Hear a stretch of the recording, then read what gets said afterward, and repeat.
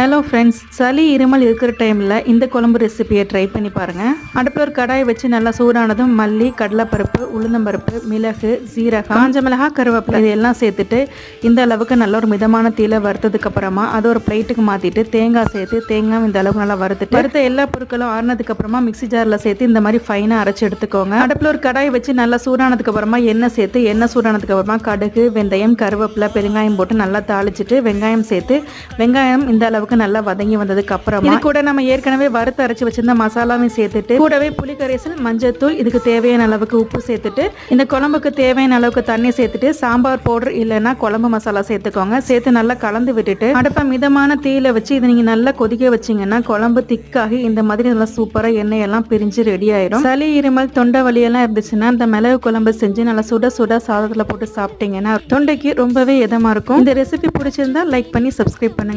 பாய்.